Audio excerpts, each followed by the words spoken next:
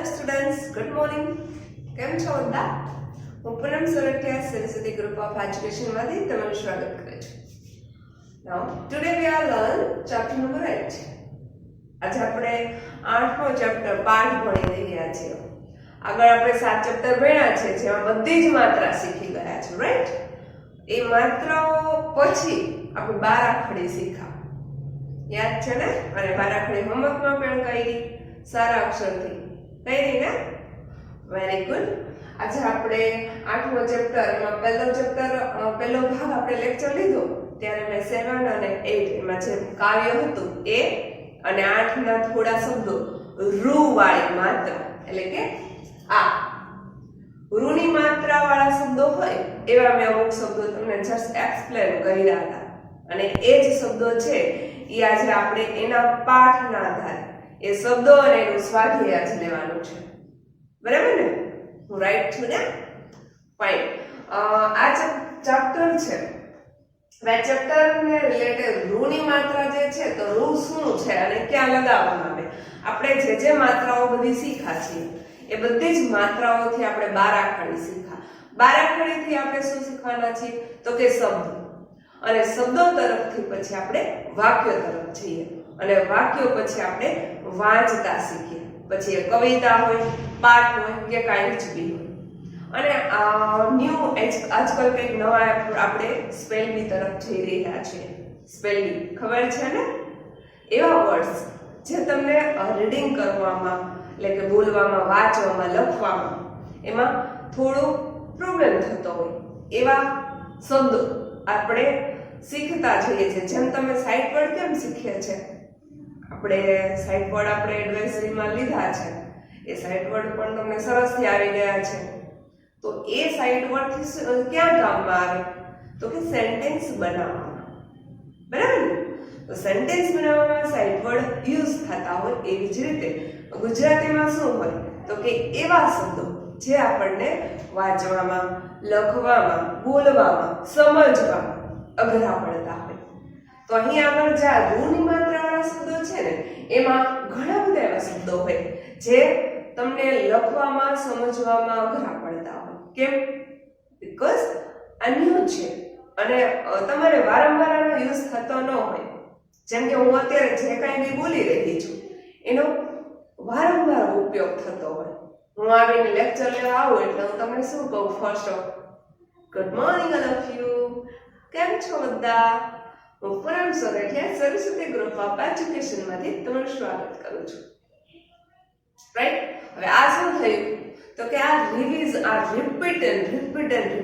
વારંવાર બોલાય છે એટલે તમે ભૂલો જ નહીં. તમારું નામ છે તમે ભૂલી જાઓ? નેવર. તમને વારંવાર તમારું નામ સાંભળવામાં આવે છે, સામેવાળા બોલે, તમે બોલો, કોઈ પૂછે ત્યારે તમે બોલો.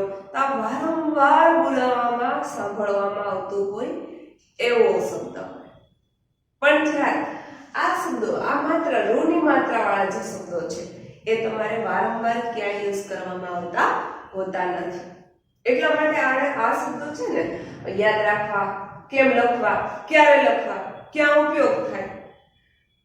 ઘણીવાર એવું સેન્ટેન્સ બોલવામાં આવે ને, કંઈક ફકરો કે રીડિંગ કરવાનું આવતું હોય તો આવા શબ્દો વચ્ચે આવી જાય ને રૂની માત્રા વાળા, તો આપણે થોડા સ્ટોપ થઈ જઈએ. એટલે એક ધારો વાંચતા હોય, લાઈક હું અહીં તમને વાંચીને બતાવું કે આમ કન્ટિન્યુઅસ વાંચતી હોય હું જંગલમાં આ શું છે? જંગલમાં એક ઋષિ, હા દીદી શીખાય તો ઋષિ છે, રૂ છે. તો જંગલમાં એક ઋષિ રહેતા હતા, તેઓ આશ્રમમાં કૃષ્ણની પૂજા કરતા હતા. ભૃગુ સંહિતા વાંચતા હતા. ત્યાં ખૂબ વૃક્ષ હતા. આશ્રમ પાસેની નદી પર મૃગ પાણી પીવા આવતા હતા. ઋષિની કૃપા લેવા મૃગ તેમના માતૃ પિતૃ સાથે આશ્રમમાં આવતા. હવે જો આમાં રૂ વાળા શબ્દો જે આવતા હોય ને આપણે શું થાય, આપણી ગાડીમાં ભાગ્યે જ જતી હોય વાંચવામાં, પણ આવા અઘરા શબ્દો આવતા હોય છે રૂ વાળા, તો આપણે શું થાય, થોડીક આપણી ગાડીની લેવલ છે ને, વાંચવાની લેવલ આપણી સ્ટોપ ધીરી થઈ છે. કેમ કે આપણને થોડુંક ઓછું ફાવે છે આ વર્ડ એટલા માટે. હા, ઋષિ છે તો આપણને ગોખાઈ ગયું છે કે આપણે ઋષિનો રૂ, આ રૂ છે આ ગોખાઈ ગયું, તો ઋષિ શબ્દ આવે ને તો ફટાફટ આપણે વચાઈ જાય. પણ પછી આવા આવતા હોય માતૃ પિતૃ, આમાં જે મારે લગાવવાની છે માત્રા, પણ માતૃ પિતૃ કૃપા આવા બધા આવતા હોય, રૂપ મૃગ મૃગજળ આવા શબ્દો જ્યારે આવે તો તમને શું થાય, તો એ થોડા હાર્ડ વર્ડ થઈ જાય. આજે આપણે સ્પેલિંગમાં જે વર્ડ લેવાના છે તો એમાંથી આમાં પણ એ જ વર્ડ એવા અમુક છે જે સ્પેલિંગમાં રિલેટેડ છે, કે એવા અઘરા વર્ડ જે તમને ન ફાવતા હોય, જે થોડી ડિફિકલ્ટી ઊભી કરતા હોય, બરાબર. અને આપણે ચેપ્ટરના લેક્ચરમાં પણ આજે આ લેક્ચરના સાથે પણ આપણે આ જોવાનું છે. ત્યાર પહેલા આપણે જે આગળનો 62 જે પેજીસ છે જેમાં રૂ વાળા જે શબ્દો છે એ પેલા જોઈ લઈએ કે માતૃ પિતૃ આ બધા શબ્દો છે એને આપણે માત્રાઓ લગાડીને આપણે લાસ્ટ લેક્ચર જોયો હતો કે મૃગ તો મ વત્તા રૂ ની માત્રાઓ વત્તા ગ બરાબર મૃગ, મૃગ એટલે હરણ, મૃગ એટલે ડિયર, મૃગ એટલે મૃગ થાય ને.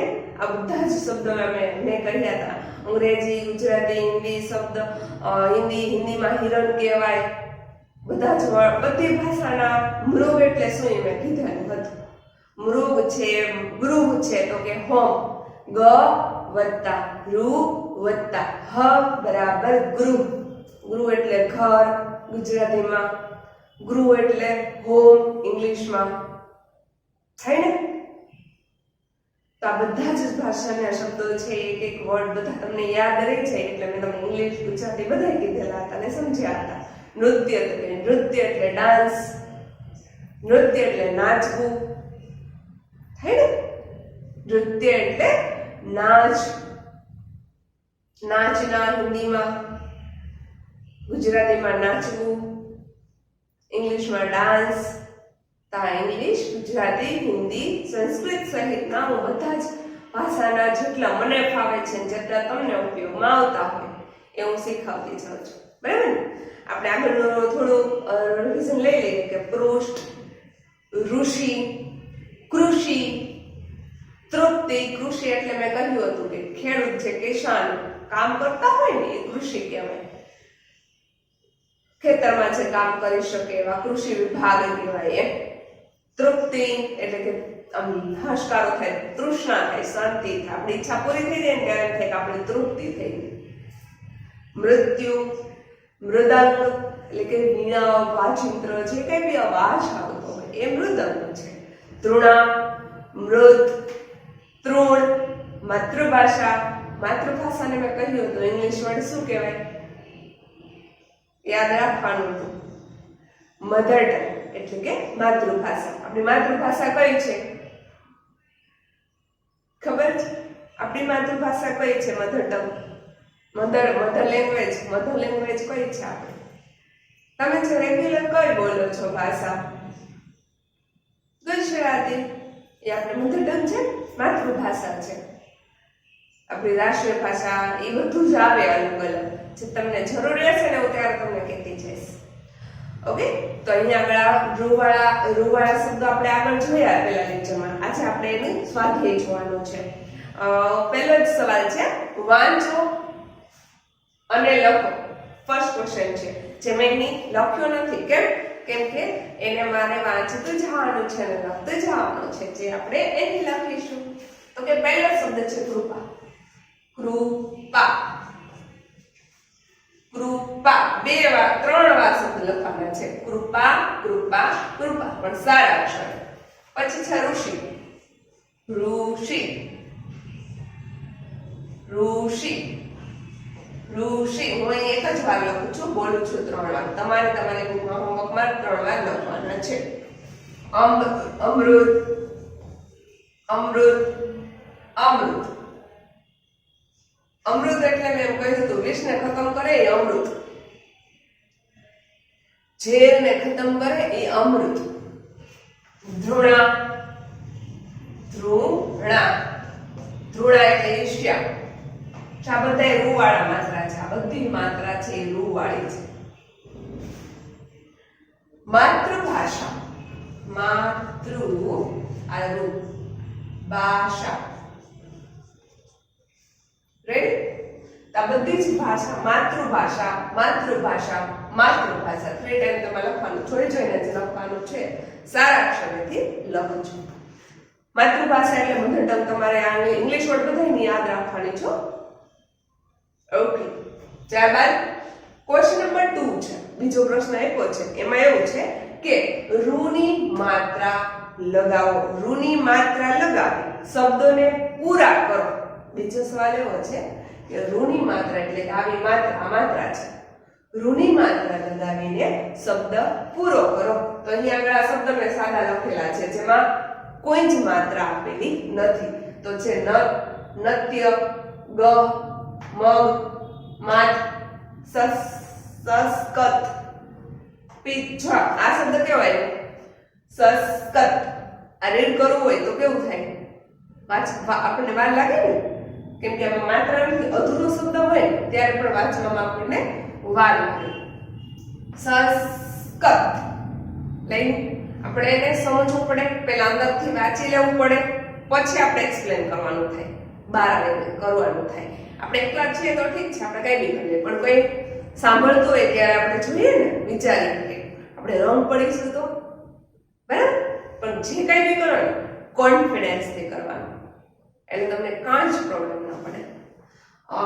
ત્યારબાદ છે પિત્ત, પથવી, ધણા, ધવણા, તણ, તપતી.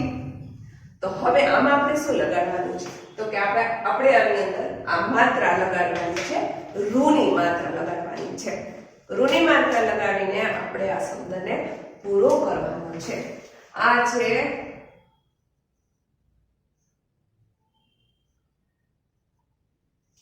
પહેલો શબ્દ છે નૃત્ય. તો નૃત્યમાં આપણે શું લગાડીશું? રૂ છે એ ક્યાં લગાડીશું? તો કે ન ની નીચે. નૃત્ય જોયું કેટલો શબ્દ ફરી જાય તરત જ. નૃત્ય. પછી આ છે ગ, તો કે ગ ની નીચે આપણે માત્રા લગાડીશું રૂની, તો કે ગૃહ. નૃત્ય એટલે નાચવું, ડાન્સ કરવું. ગૃહ એટલે ઘર, હોમ. મગ તો કે મૃગ. મૃગ એટલે હરણ, ડિયર. પછી કે માતૃ, તો તની નીચે લગાડ્યો માતૃ. રૂ, માતૃ, રૂ. અહીંયા છે સંસ્કૃત, તો સંસ્કૃતમાં સંસ્કૃત. કની નીચે આવશે રૂની માત્રા, સંસ્કૃત. ત્યારબાદ આવે છે પિતૃ, તો તની નીચે આવશે રૂની માત્રા, પિતૃ. પછી આવશે પની નીચે માત્રા, પૃથ્વી. પૃથ્વી એટલે ધરતી, ધરા, વર્લ્ડ. બરાબર? પૃથ્વી. પની નીચે રૂની માત્રા, પૃથ્વી. અહીંયા ધવણા છે, તો કે ધૃણા. ધૃણા. ધૃણા એ રૂની માત્રા છે, ધની નીચે આવશે. ધૃણા એટલે કે ઈર્ષ્યા, દ્વેષ થતો હોય ને, ઈર્ષ્યા થતી હોય. કોઈની પાસે કંઈક હોય ને આપણી પાસે ના હોય તો ઈર્ષ્યા થાય કે લે એની પાસે આટલું બધું છે, મારી પાસે નથી. બરાબર? ઘણી વાર તમે હજુ તમે નાના છો એટલે ન જોયું સમજ્યું હોય, પણ હું તમને એક સ્ટોરી કરું. જસ્ટ નાનું એવું. એક ભાઈ એક બેન્ચ ઉપર બેઠા હતા. એ આરામથી આમ બેઠા હતા, આમ પેલા આમ વ્યવસ્થિત બેઠા હતા.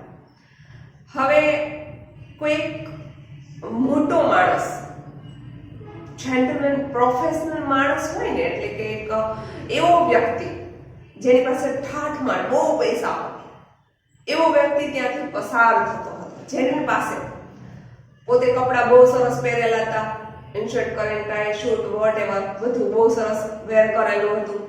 પોતાને હાથમાં બ્રીફકેસ એટલે કે સુટકેસ હતી, અને પોતાના શૂઝ બ્રાન્ડેડ કંપનીના નવા ચકાચક શૂઝ પહેરેલા હતા, બહુ સરસ હતા.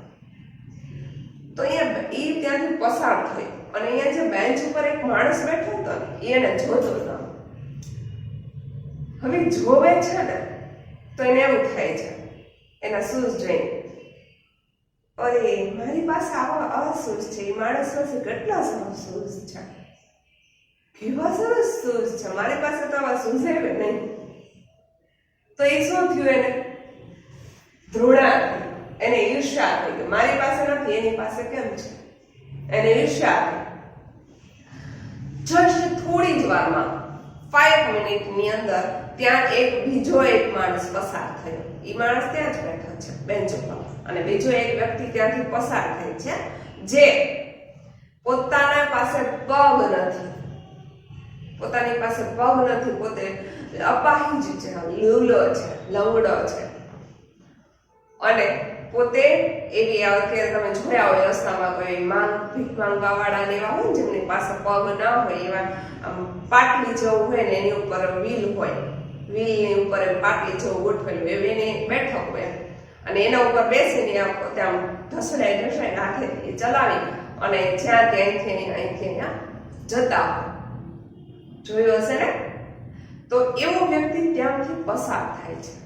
હવે આને જોઈ અને પેલો જે બેન્ચ પર બેઠો હતો ને એને જોઈને આમ એમ થયું, આમ દયા આવી છે, એને હાશકારો થયો.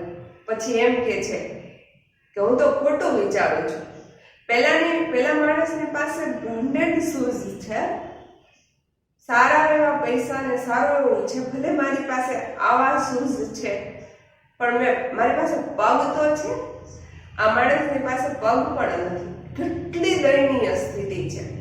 પહેલાને જોઈને એને ઈર્ષા થઈ, પણ આને જોઈને એને દયા આવી, કરુણા ઉભરાઈ આવે, ફીલ થાય, અને એને એવું સમજાણું કે હું રોંગ છું.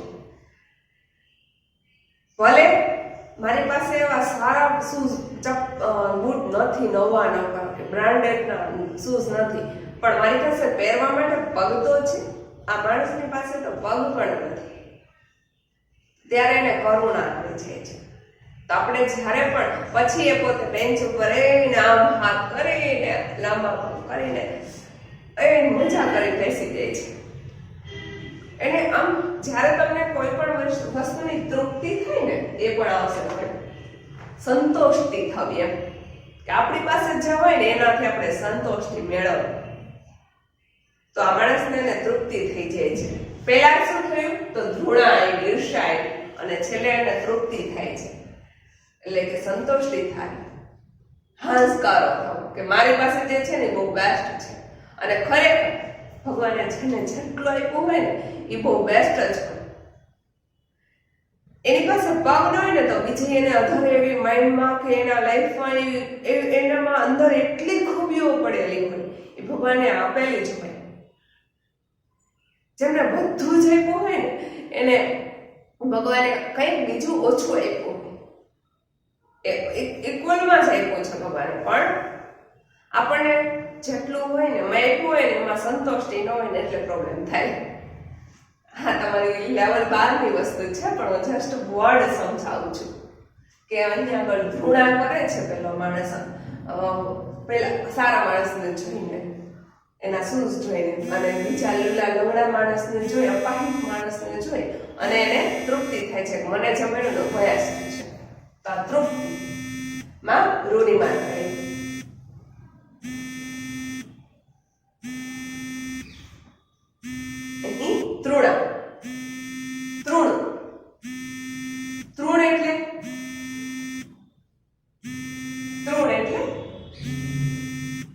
તૃણ એટલે ઘાસ.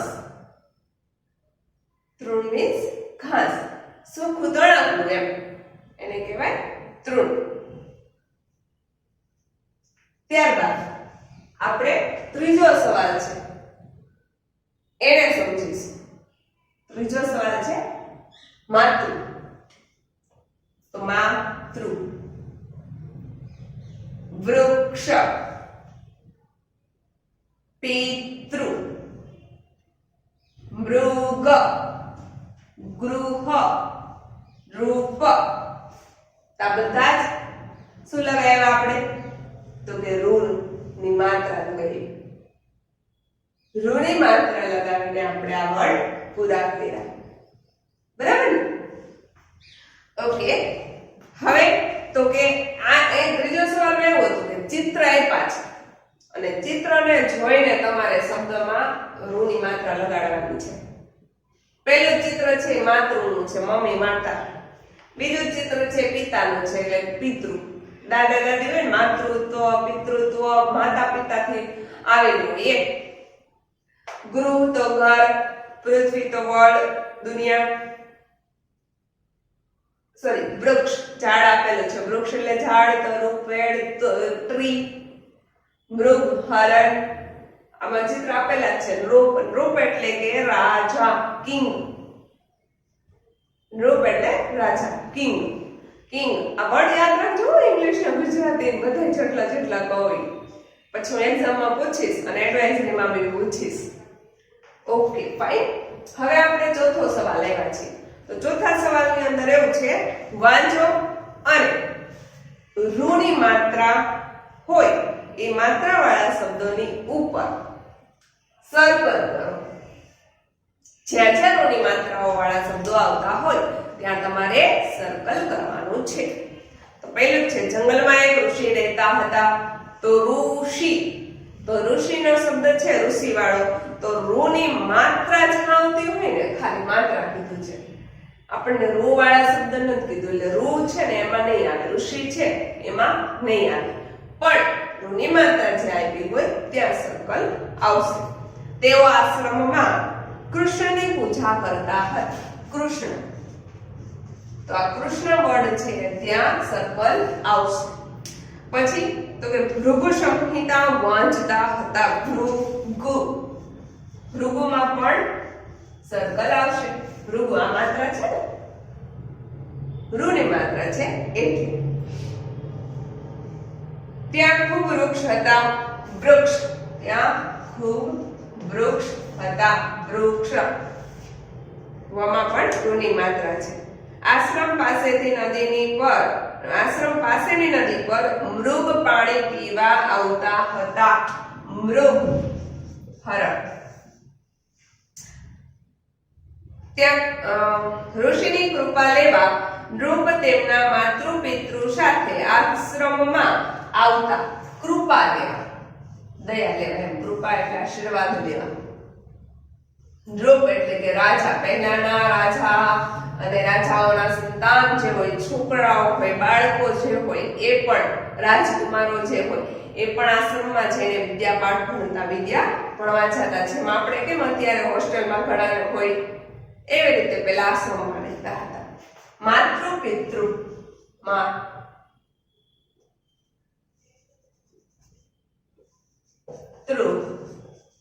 પિતૃ, માતૃ પિતૃ સાથે આશ્રમમાં આવતા હતા. હવે અહીંયા આગળ એક ઋષિની વાત છે કે જંગલમાં ઋષિ રહેતા હતા, ત્યાં આશ્રમમાં કૃષ્ણની પૂજા કરતા હતા અને તે ભૃગુ સંહિતા વાંચતા હતા. એક ઋષિ છે ને જંગલમાં રહી અને કૃષ્ણની પૂજા કરતા અને ભૃગુ સંહિતા ગ્રંથ આવે બધા એ વાંચતા હતા. અને ત્યાં ખૂબ વૃક્ષ બધા હતા. જંગલમાં તો હોય સરસ મજાના. અને આશ્રમ પાસેની નદી ઉપર મૃગ પાણી પીવા આવતા. મૃગ એટલે હરણાઓ. હરણાઓ બધા આશ્રમની નદી પાસે પાણી પીવા આવતા હતા અને ઋષિની કૃપા લેવા આવતા. નૃપ તેમના માતા પિતા સાથે આશ્રમમાં આવતા. ઋષિની કૃપા લેવા એટલે ઋષિની આશીર્વાદ લેવા માટે, ઋષિના આશીર્વાદ વચન લેવા માટે, કૃપા એટલે આશીર્વાદ એમની લેવા માટે નૃપ એટલે કે રાજા છે એમના માતૃ પિતૃ એટલે કે માતા પિતા સાથે ત્યાં ઋષિની કૃપા આશીર્વાદ લેવા માટે ત્યાં આવતા. હવે આ ફકરો વાંચો ને ફકરાની અંદરથી આપણે જેટલા નૃ વાળા, ઋની માત્રા લગાવી હોય ને એવા શબ્દો પર સર્કલ કરવાનું છે જે આપણે અહીં કહ્યું. ડન? Very good. હવે આ ચેપ્ટરનો જે હોમવર્ક છે એ હું તમને પીડીએફ કરી અને મોકલીશ, જે તમારે 63 પેજ ઉપર લખવાનું રહેશે. બરાબર ને? આગળનું જે છે એ તમારા નોટબુકમાં લખવાનું છે અને આ છે એ 63 પેજ ઉપર લખવાનું રહેશે. જે 63 પેજ નંબર ઉપર તમે લખો એ તમારે કેવી રીતે લખવાનું છે? એકદમ સરસ. બરાબર? ઓકે.